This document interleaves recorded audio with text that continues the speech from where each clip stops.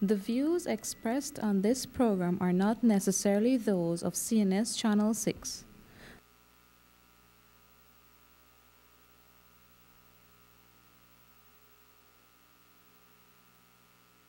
Good afternoon, viewers, and welcome to Matters of Public Importance right here on Channel 6.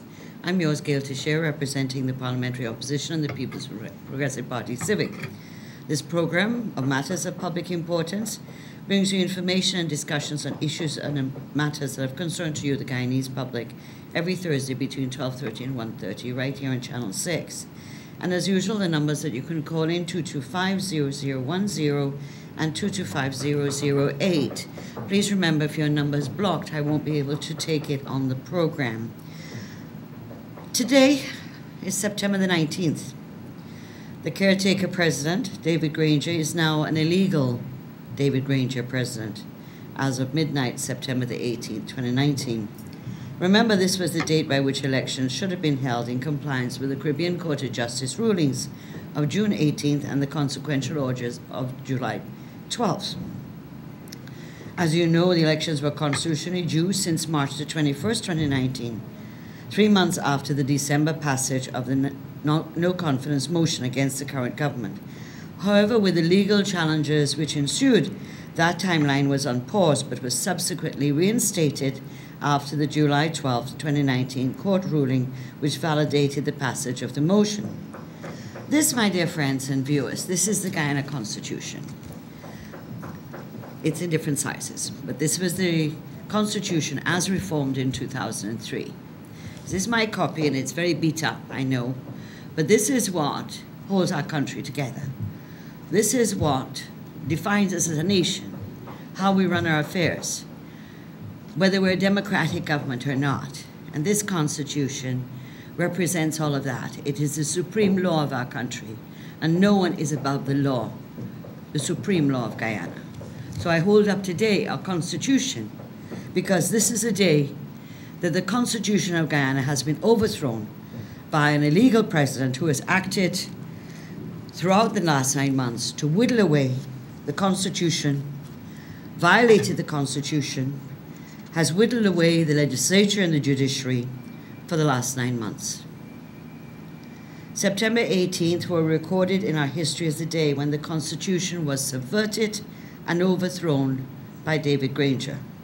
This was the date, like a line in the sand, by which he had to act and which he crossed and has taken our country into a constitutional crisis. The red line, as we in the PUP call it, has been crossed.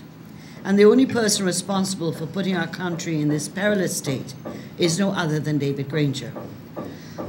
We have warned as a party consistently that with each day that goes by without GCOM acting in compliance with the Constitution, with each day no date is named for elections by the caretaker president, our country suffers, our people suffers, the economy suffers, and we, as I said in an earlier program, we're directionless and floating in an open body of water with no rudder or paddle.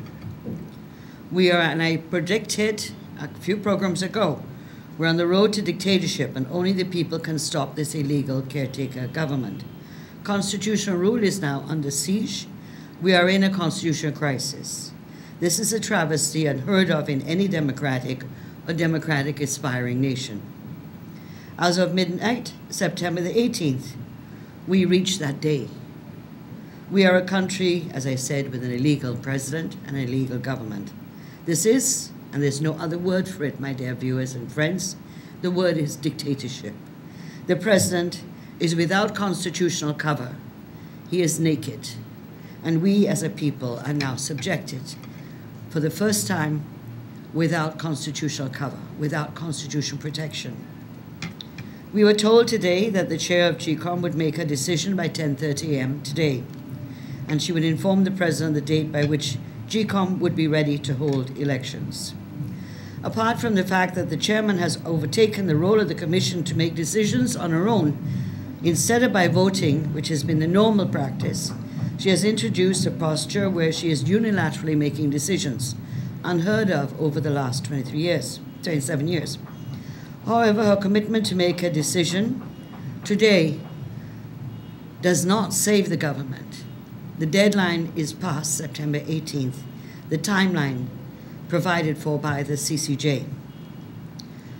We have been consistently calling on the chairman of GCOM to act consistent with our Constitution, the ruling of the Caribbean Court of Justice, and to uphold her statement to both government and opposition parties that she's working to have elections before the end of the year.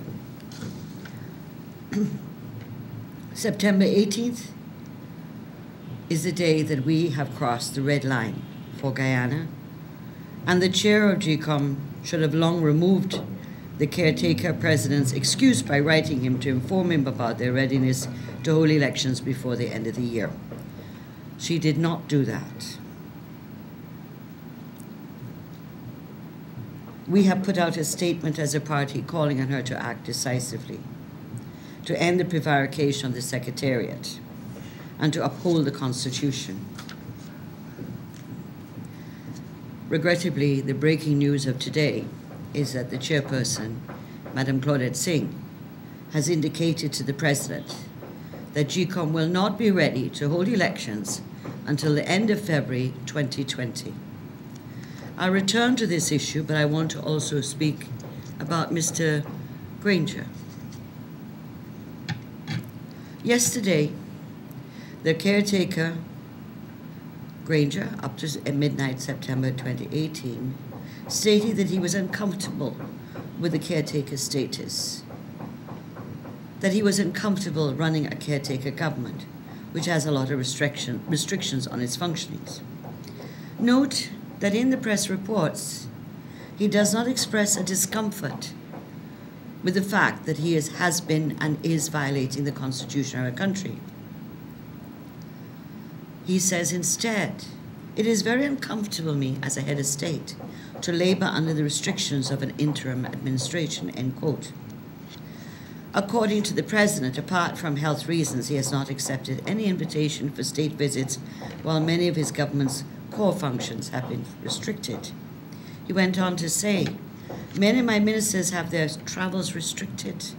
We cannot plan a budget or bring a budget to Parliament, and we cannot engage in certain types of projects which are regarded as irreversible. And the whole business of government has now been slow because we are obedient to and compliant with the instructions of the Caribbean Court of Justice since July. So it is uncomfortable for me to remain in this condition," said Mr. Granger. He ignored the fact that he and his government and cabinet lost the mandate to government at the November 12th local government elections and lost the confidence of the legislature on December 21st, 2018. These are the two pillars upon which a government remains in office is based on. His administration was toppled since December 21st, 2018, but he has ignored this fact for the last 9 months.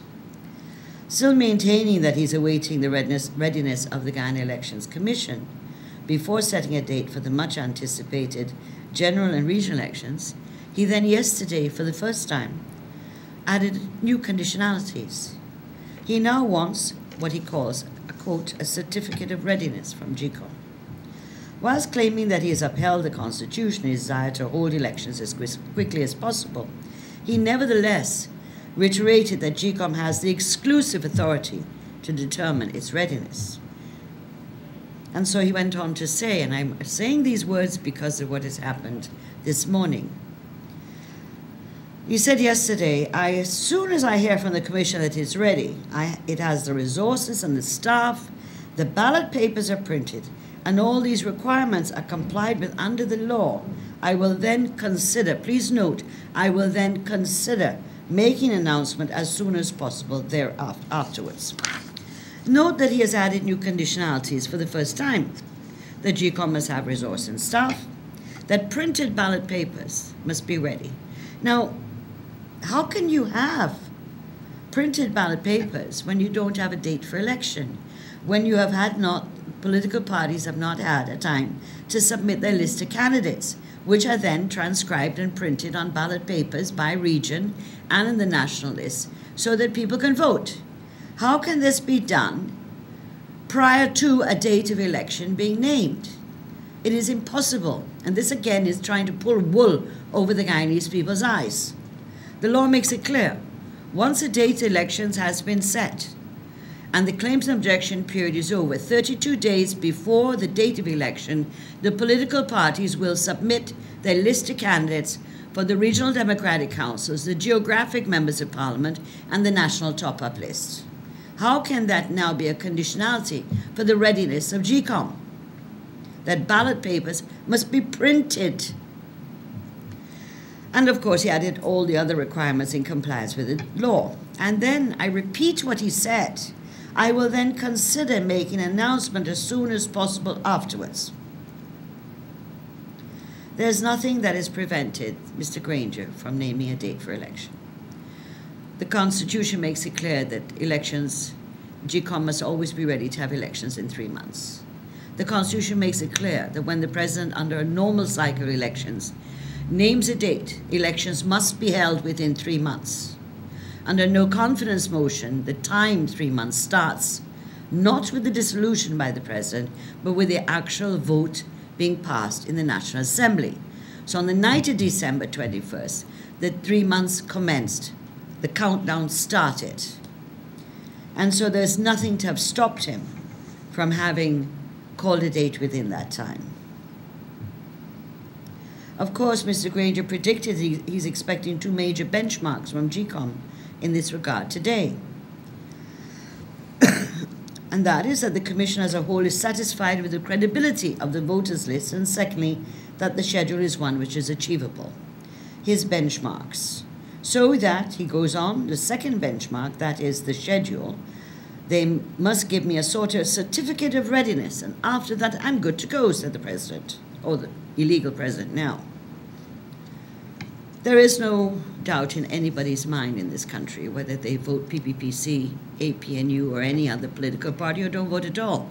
The issue is that there's only one person who has been denying the Guyanese electorate the right to exercise a protected right to elect their representatives since March the 21st. The red line has been crossed, and the President is no longer caretaker but illegal. He is a usurper in office. Parliament stand dissolved, and we are now in a dictatorship. We have always maintained as a political party that the Elections Commission is an independent constitutional body. However, we must remind that the CCJ, in its ruling and consequential orders of July 12, stated, the Guyana Elections Commission has a responsibility to conduct that election, meaning the elections following the December 21st no-confidence motion, and GCOM too must abide by the provisions of the Constitution. As you will recall, in one of the programs recently, Mr. Jagdeo met with the chairperson of GCOM and the Commission, and reported and presented a case for that, showing that elections could be held before the end of the year. He also told the chairperson, in the presence of everyone, that David Granger was using GCOM as an excuse for not holding elections, and therefore it is the Commission's responsibility to comply with the Constitution. That, in fact, it was now GCOM that was holding up elections in violation of the Constitution and the Caribbean Court of Justice rulings. At that meeting, the chairperson, Madam Claudette Singh, assured both the PPP delegation and at a subsequent meeting, assured the APNU AFC government delegation that she was working towards elections long before the end of the year. Both delegations acknowledged that she had said that in the meetings. Well, we were told yesterday that the chairperson would make her announcement, and so we have it. The chairperson of GCOM has written to Mr. Granger advising that GCOM would be ready to hold general and regional elections by the end of February 2020. So elections would be held after that. That is not saying elections will be held in February. It is saying that GCOM will be ready to hold elections by the end of February 2020. And I remind you that the government timeline has always been March 2020. In fact, since in February 2019, the GCOM framework, projected timelines, showed March 2020. The President, where the elections are held February 2020, December 2019, or tomorrow. The President is illegal until elections are held, whenever that is. And Claudette Singh as the chairperson of GCOM, and no one else can change that. It cannot be changed. It is with great heavy heart for me, and I think for many Guyanese, that the chairperson went into office and had the support of the Guyanese people and the trust of the Guyanese people. And she made an oath of office to uphold the Constitution. She made a promise to both political parties in this country that she was working towards elections long before the end of 2019. Regrettably, neither has been upheld. Neither has been upheld. As a result, the American, British, Canadian, and European Union missions here in Guyana have released a statement immediately after the announcement that she had written to the President advising that GCOM would be ready at the end of February 2020. And forgive me for reading it on my phone because I don't have a printed version. So forgive me if I take a little while. The statement says the following: the United States, the United Kingdom, and the European Union thank the government, Guyana Elections Commission, for devising a proposed elections timeline for conducting general and regional elections. However, we deeply regret that by surpassing September 18th, the government is currently in breach of the Constitution, following its failure to adhere to the decisions of the Caribbean Court of Justice on June the 18th and its subsequent orders. This situation comes at great cost to the people of Guyana. The prevailing political uncertainty undermines Guyanese institutions, compromises economic opportunities, and delays development across all areas, including infrastructure, education, health, and social services. It also, please listen to this last sentence, it also hinders our ability, that is, the American, British, and European Union countries. It also hinders our ability to support Guyana's development needs. Therefore, we call upon the President to set an election date immediately in full compliance with Guyana's Constitution. This is a major statement by key members and representatives of the diplomatic corps in our country, and these statements would not be made without, obviously, support, advice, and approval by the governments they represent in our country. When they say these will hinder their support for Guyana's development needs, it means that we will be unable to access certain funding. So we thank the diplomatic corps for taking a principled position on Guyana. And it is regrettable that two neighboring countries are now in the same position. Some people, some apologists for the government, for the Granger-led illegal government, have been speaking about returning to Parliament for an extension. And let me explain why this is impossible. And let me give you a little bit of history. On two occasions in our history, post-independence, there has been a vote in the National Assembly to extend the life of Parliament. Now remember, Parliament in Guyana, when we talk about Parliament in Guyana, we're talking about the President, the Executive, and the National Assembly. So that is why you will hear us sometimes talk about National Assembly and sometimes talk about Parliament. Parliament represents the President, the Cabinet or Executive, and the National Assembly. And so when we talk about extending the life of Parliament, it is the life of the Executive and the Legislature that is being extended. In 1990, when the electoral reforms we were fighting for free and fair elections were not implemented by the Hoyt administration, and elections were due because the previous elections were 1985, so 1985 to 1990.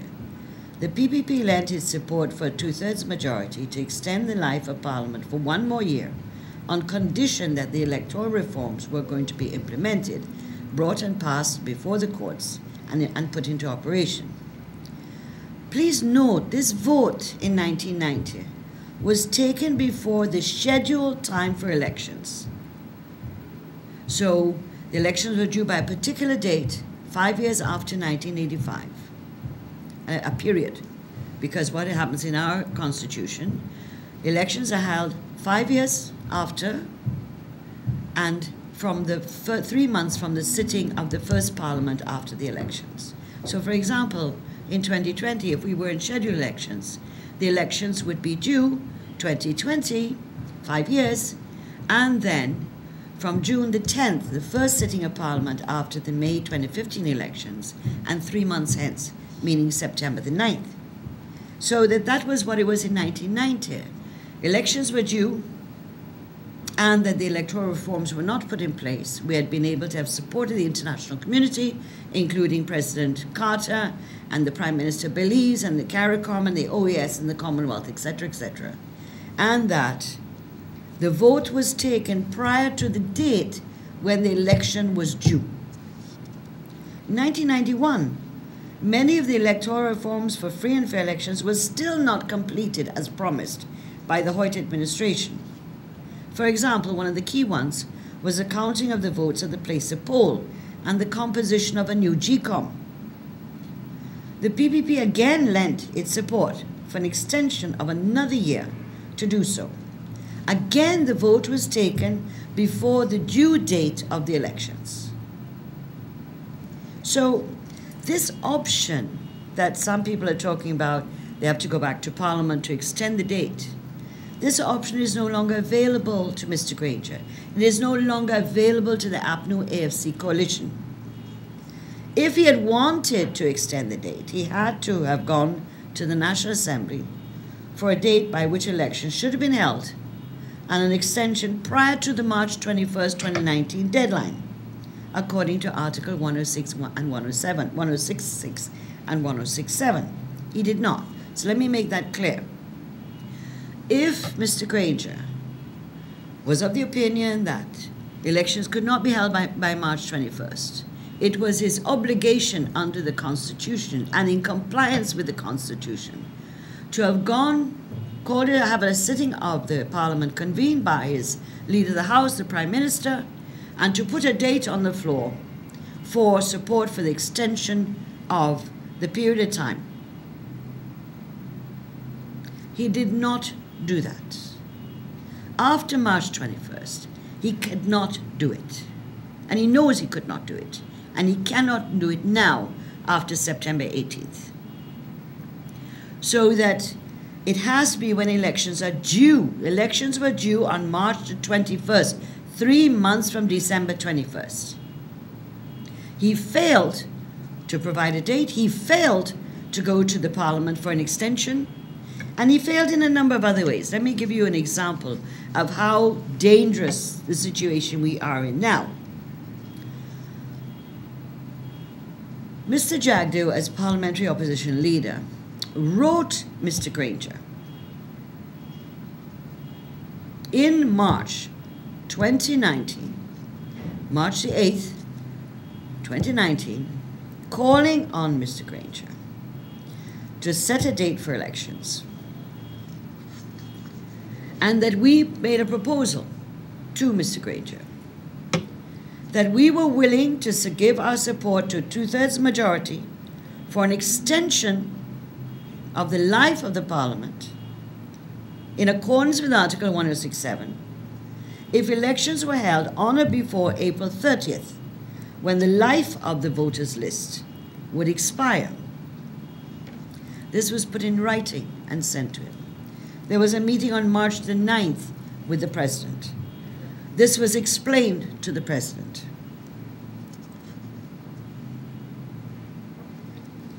We advised in the letter that we were willing to give the 2/3 for an elections held on or before 30th April on some conditions.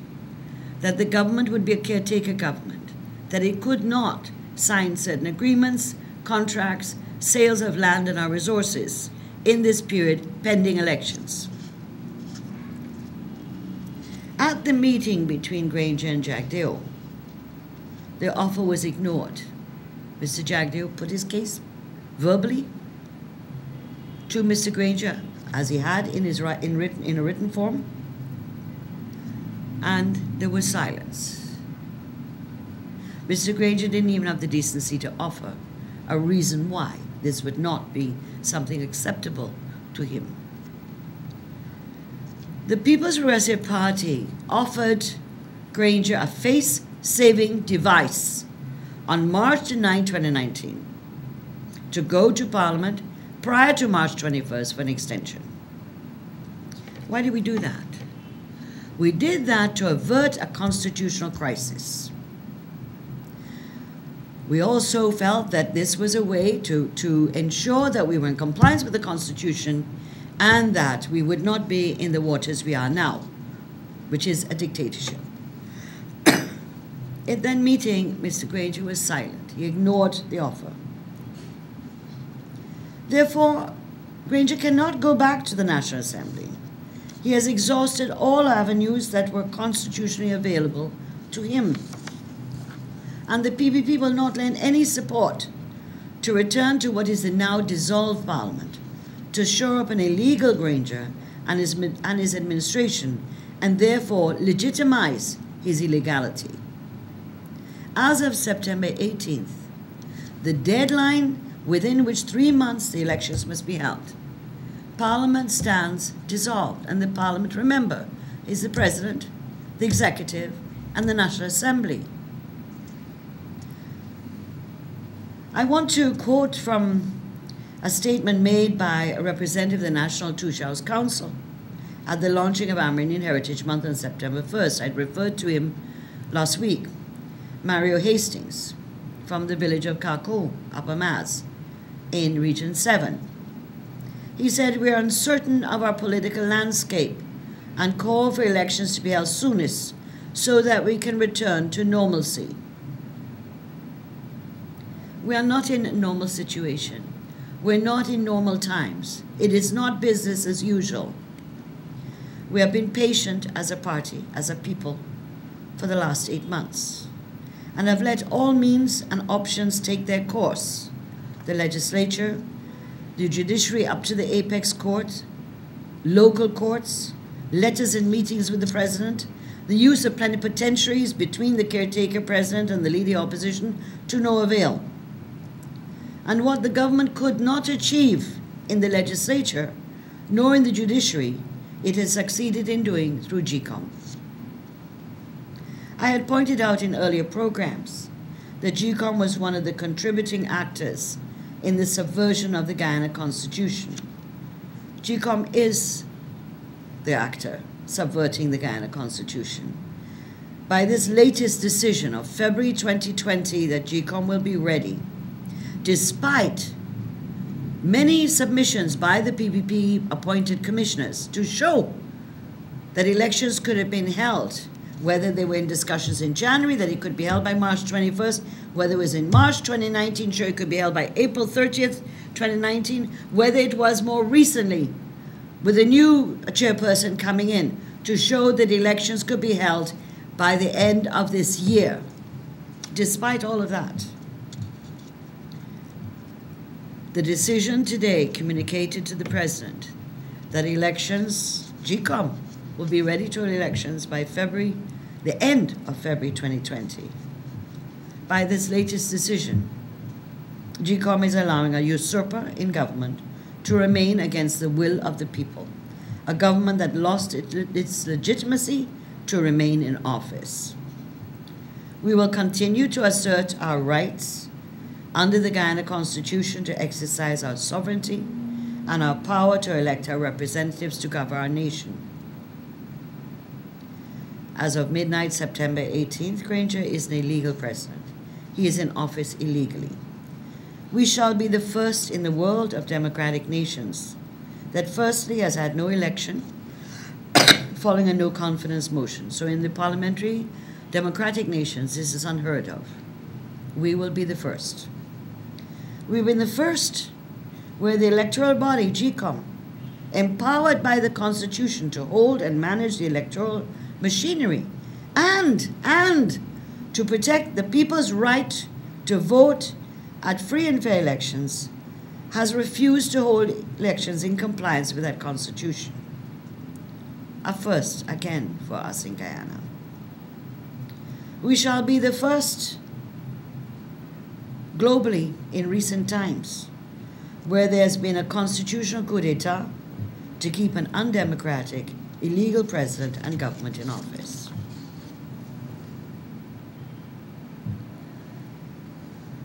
Only the strength and power of the people can stop this madness.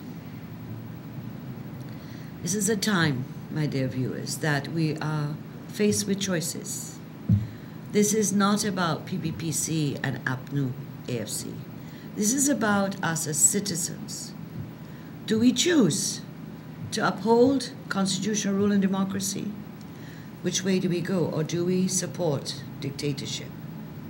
This is to do with our conscience and who we are as a people. Who we are as a people. There are persons who supported APNU AFC who were very disappointed. There are many who feel betrayed because promises were made that weren't kept. There are many supporters of the APNU AFC who feel embarrassed and ashamed that their leader is taking this country down a path of dictatorship.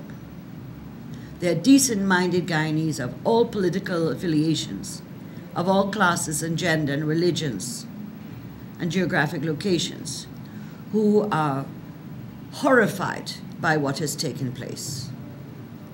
That after all the long struggle for free and fair elections leading up to 1992 and all the work of reconstructing a collapsed country, a country and restoring democracy, as we say in Guyanese, one dati bil dam, that we are now reversed back.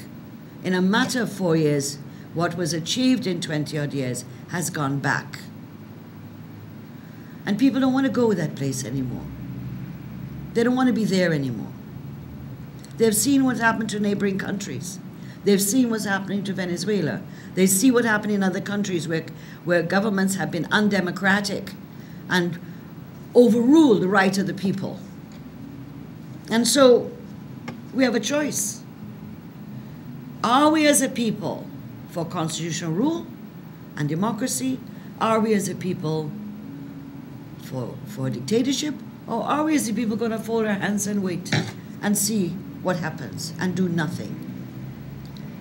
It's a time of truth. This is a time of truth for all of us at Guyanese, to see what we're made of. Are we who we say we are? Are we people who are democratic, who want democracy, who want to live in a democratic nation? Are we? Or are we willing to compromise our beliefs and compromise the way we live, and in fact endanger all of us? Because once a government throws out a constitution, it's not just about the no confidence motion. It's not about elections. It's about our human rights, our right to express ourselves, our right to assemble, our right to vote, our rights as Guyanese. And so don't feel that this, when the Constitution is thrown out the window, that those human rights are protected. They're in danger too. And so no matter what the caretaker, illegal government promises at stage, nothing can remove the fact that the electorate of this nation knows that this government, illegal government, is petrified to face the electorate. It's the bottom line. They're a one-term government, and it wasn't even a full term.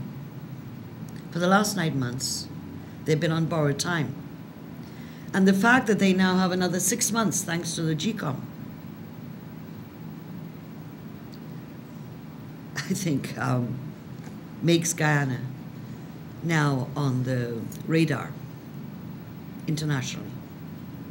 That we are now going to be known as a failed state, a pariah state, a state that has violated the Constitution and has a president that is illegally in office, occupying the office, and continue to rule as if he has all rights and entitlements. We have to show our strength as a people, our ability to be able to stand up for our rights. This is not now about what divides us as a people. It is not now about who we vote for. It is not now about what ethnicity we are, what religion we are, what class we are, which part of the country we live in, whether we're male or female, or whether we're gay or not. This is not about those issues. This is about a fundamental issue for us as Guyanese of our sovereignty has now been damaged and has been eroded. And how are we going to be able to stop it? Today, there has been a massive picketing exercise in front of the Pegasus Hotel, where Granger is supposed to address, or was supposed to address, the Guyana Manufacturers Business Forum. The picketing was huge, and we will continue to show our strength as a people, that we will not accept an illegal president in office. We will not recognize an illegal government. And you know, my dear friends, no matter what and when elections are held, do not be despondent. This is what Granger wants. He plays psychological games. He's trying to wear down the Guyanese people and get them just acquiesce, give up. Just whenever it happens, it happens. We'll have elections sometime when Mr. Granger decides. Do not fall for those games, those psychological games that he is good at. He's been trained to be involved in psychological games or psychops. This is his expertise. And so don't fall prey to that. Do not be despondent, because whether elections are held tomorrow, the end of the year, or Mr. Granger now has until the end of February, March, April, May, June, whenever, the point is, my dear friends, the People's Progressive Party Civic will be the next government. We are the government in waiting. And President Irfaan Ali will be the president. And so he is the president in waiting at this point. Do not give up hope. We will have a change of government. The PPPC will be in government again to restore our country, to restore our democracy, to be able to get this economy back on the road, and we shall do it. These are times when people are tested, their strength and their characters are defined. And so we must remain positive. We mustn't be despondent. We will be victorious. We will win. And we will, as a people, be able to take our nation, our blessed nation, and put it back on its feet, dust it off, bring back in the programs and incentives to stimulate our economy, to provide jobs for our people, to improve access to health care and education, and to make our country a model of what is a truly democratic government and people that are able to improve the quality of lives of all of our people. So this is a defining day. September 18th defined us as we crossed over the red line into dictatorship. Today is the day. And from henceforth, the government is illegal, the president is illegal, he is just Mr. David Granger. That's all. So I would open the floor now for calls coming in. I'd be interested to know what you're thinking, what your views are. Hello, good afternoon. Good afternoon. Yes, good afternoon. Yeah, I'm a little sad hearing what you had to say. Yeah. My daughter 4 weeks ago, she came to visit. She said, "Mommy, I don't know what this country turned into." I mean, that she's very young and she understands. I like to say that I was in New York when Trump was put in place in president for 6 days. He was only there 6 days and he was doing crazy things. And the woman takes to the street. Do you know who led the march? Madonna. 1 million people and women came out in New York City, and he had to stop it because all the lawyers for the people he didn't want in the country all came to the airport. They were allowed peaceful, nobody was hurt, and they had to stop it. I'm saying we can do that too. We are a small nation. We can do this. If all our people who care that we have an election, a free and fair election, if we come out on the street, I'm ready. I'm ready any day to come out and let the march. We have to make sacrifice. In Cherry days, we had to make sacrifice. Yeah. My husband tell me long stories about they used to cook at one person's house to feed the children when Cherry called on 8-day strike. We have to be those strong people. Yeah. There's no people like them here now, right now. But we can be in the form of them. We can do it. We have to lead march. We have to come out. We have to make sacrifice. I know people have to work, but when I would go around and ask people, "Are you going?" they would say no. But yes, I'm ready. I'm ready to go out there and lead the march. Call on me anytime, and we have to do something. We are people of this nation. We have struggled. We have stayed here and struggled. People run and left in the Barnum regime. Hundreds and thousands of people live all over the world. I as well choose to live here because my brother and my sister and everybody choose to leave this country and live overseas. Yeah. And I alone choose to stay here. And I know what is politics and I know what is the bad times in this country. And we will triumph.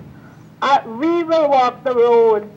If we have to, all of us, we care, and we will walk the road. Thank you very much. Stay strong. I thank you for calling in. Hello, good afternoon. Welcome to Matters of Public Importance. Good afternoon. Yeah, could you talk a bit louder there? How are you this afternoon? Good. Sad and... I'm disappointed with the chairman of GCOM. I thought she was a different person. I didn't expect this would have happened. And, they need to take a page from India. When India had elections, they have billions of people, and their elections was within a month, and it was set for that. But I'm happy that the American and the British came out and say what they say. But I'm just hoping that things are going to get better, and something is going to work out, and we're going to get elections before December. Thank you. Thank you very much. Stay upbeat.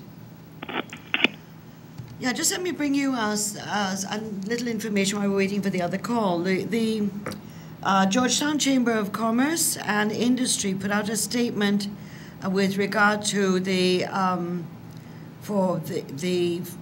what the government has not done in terms of elections, and so I'm trying to find the section I could read for you. It says, "We call on the President to proclaim a date not later than the earliest date suggested by GCOM Chair for the general and regional elections in accordance with powers stipulated in Article 61 of the Constitution of Guyana. The Guyana Chamber of Commerce and Industry wishes to remind the authorities that a no-confidence motion is an important tool used in representative democracy which serves the purpose of ensuring that members of Parliament are accountable to the electorate. While the government has accepted its caretaker status, its continuance in office beyond yesterday signifies a departure from democratic accountability and political order." So that's the recent statement coming out by the Georgetown Chamber of Commerce. At the meeting in Pegasus, whilst it was going on, where Mr. Granger was speaking and a large crowd, a massive crowd was outside the Pegasus, they said to the Guyana Manufacturers and Services Association, and I quote this, "I hope that the intellectual authors behind the demonstrations can stop what they've started." Listen very carefully. "I hope the intellectual authors behind the demonstrations can stop what they've started. This is a threat. So remember what I talked about. When a government decides that regardless of a no-confidence motion, regardless of the judicial rulings, regardless of the Constitution, they're going to stay in, plant their feet in, hold on with their fingernails and stay in office despite all requirements of the Constitution and overthrow the Constitution, then what comes next are threats to our human rights, our fundamental rights as citizens. And so this statement by Mr. Granger is a threat. We do have a right, as far as up to midnight last night, to demonstrate. We have a right to express ourselves on this program, as of last night. It'll be interesting to see what happens subsequently. But by saying that the intellectual also must stop, why must we stop? Why must we stop what is a peaceful demonstration calling on the government that you're illegal? That's a fact. The government is illegal. The president is illegal. He may be very uncomfortable about it. He may not like it at all. But that's the fact. And so he cannot now say that he hopes the intellectual authors of the demonstrations can stop it. We won't stop it because, as earlier callers made their views known, it is the power of the people that can reverse this situation we're in and bring us back into the democratic fold of nations. Right now, we are now, what is it? About 14 hours outside the democratic fold globally in democracy. Hello, good afternoon. Welcome to Matters of Public Importance. Hello, good afternoon. Good afternoon, Mr. Hill. Yes, good afternoon. This is a really confusing situation we are going through now. And I want to advise the general public, both Indian, African, everybody, is a matter of concern each and every person in this country. This is not about race anymore. This is not about African government or Indian government. This is about the interests of the people, all of us. Yeah. And I could tell you, I've been driving around all over this place doing a little business, and there are gossips all over the place. There are dissatisfied African people. There are dissatisfied Indian people. And everybody, you know, we're moving into an oil era whereby everybody just hoping that there will be betterment, there will be betterment. And it's very serious. Mr. Granger, I of my own self, I spent some time in the army, and I had him down, you know, as a good person. I mean, I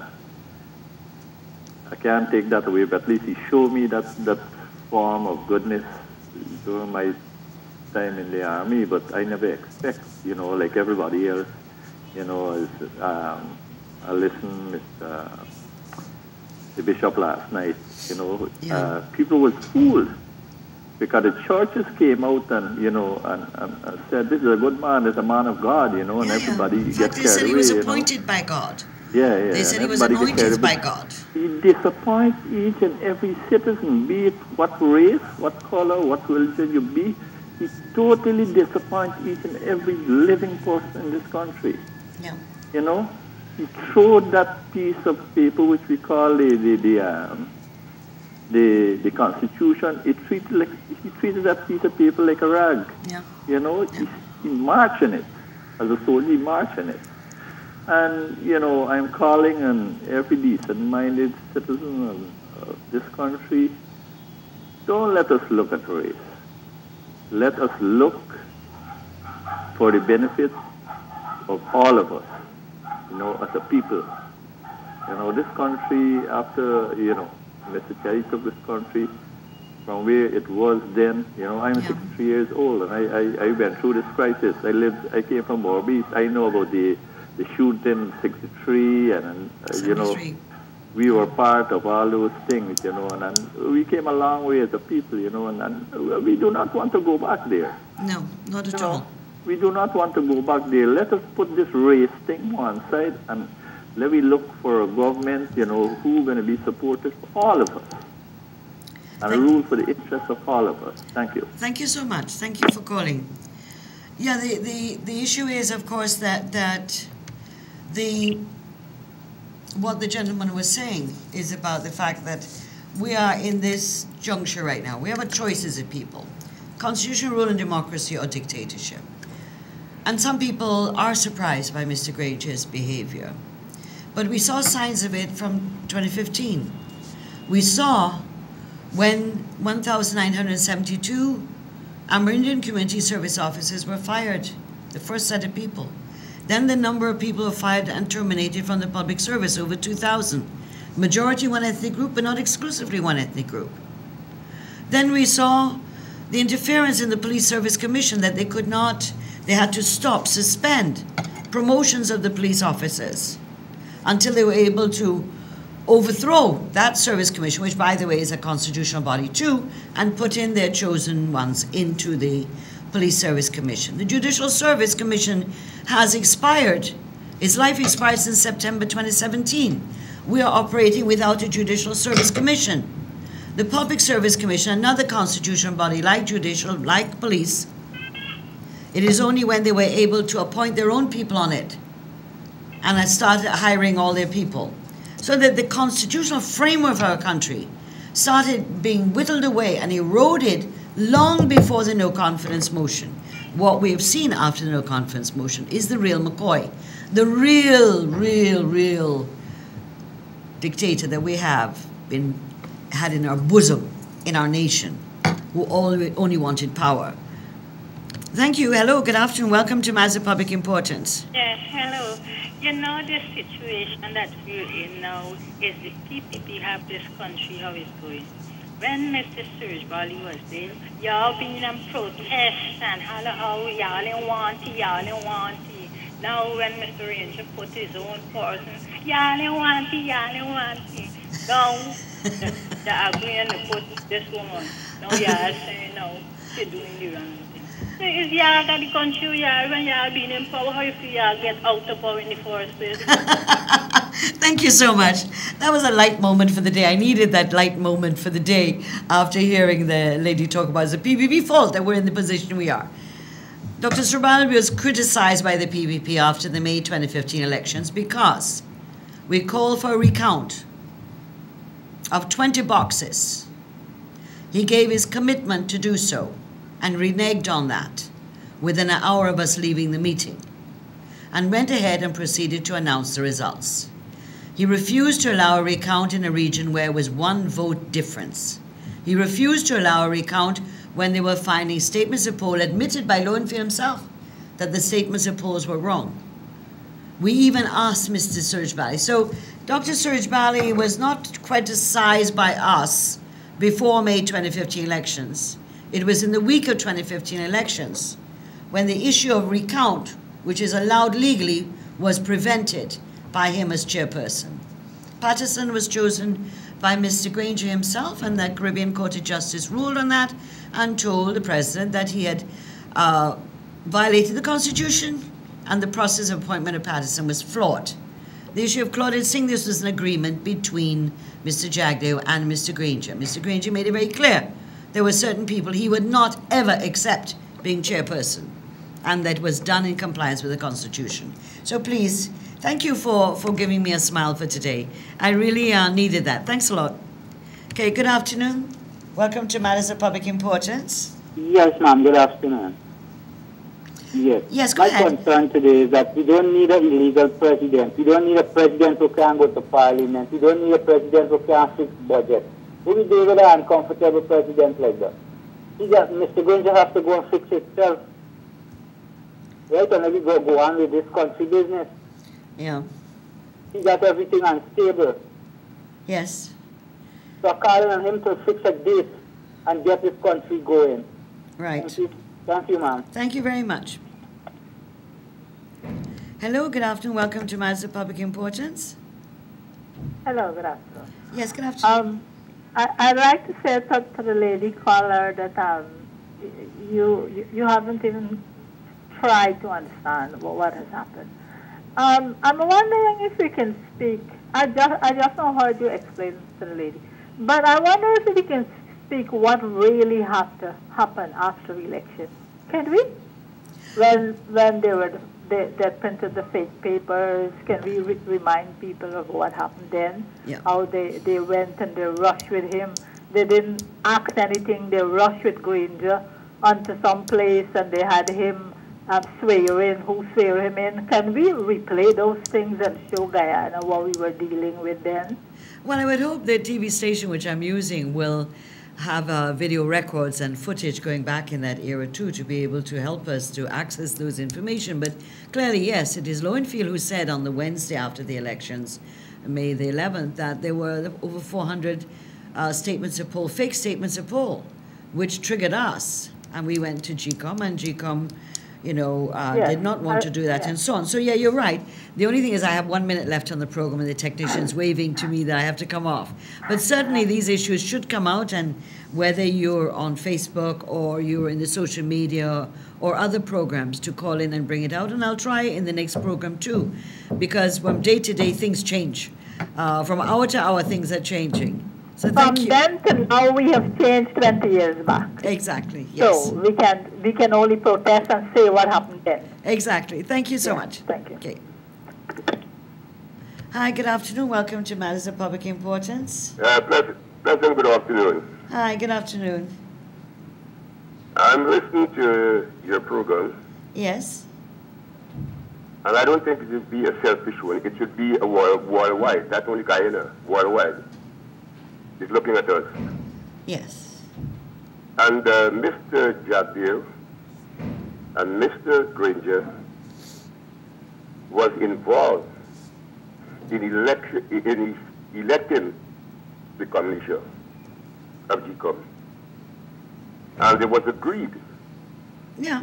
And if now a decision comes out of the chairman, why it is that everybody, you and others, just trying to change the mind of people. And I have overheard you all saying you're not a racial government. And if you understand the callers, everybody that calls, they are Indians. Most of them are Indians. Well, I'll have to cut you off because we are monitored by the Guyana Broadcasting Authority, and they won't allow such statements being made, I'm sure. However, I cannot tell the race of a person by their voice on the telephone. If you have that capacity, you're a very special person. However, I cannot tell when someone's calling what their ethnicity is. And secondly, whether the agreement of Jagdeo and Granger was to appoint Claudette Singh, it doesn't give her a blank slate, a blank check to do things that are in contravention of the Constitution.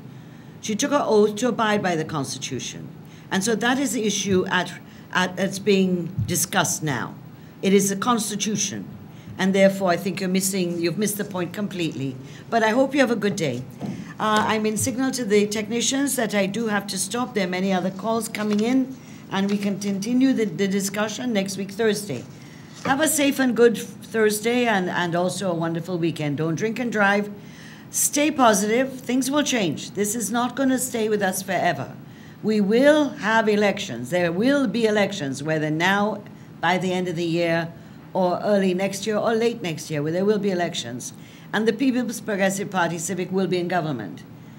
We are the government in waiting while you have an illegal government. We have a presidential candidate who is a president in waiting while there is an illegal president. Do not give up hope. We will be able to have change. We will bring change. And the world is watching, as the earlier caller said.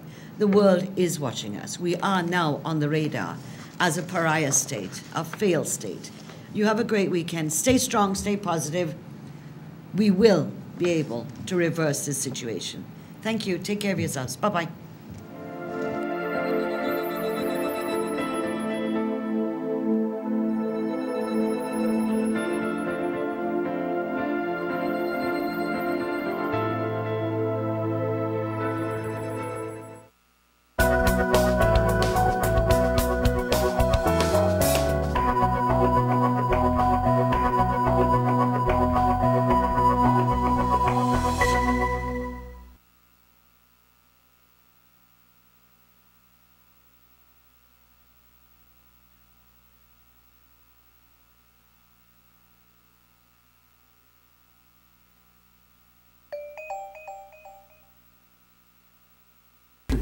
Guyanese, the Elections Commission has exclusive and explicit responsibility for the conduct of general and regional elections in accordance with the Constitution of the Cooperative Republic of Guyana.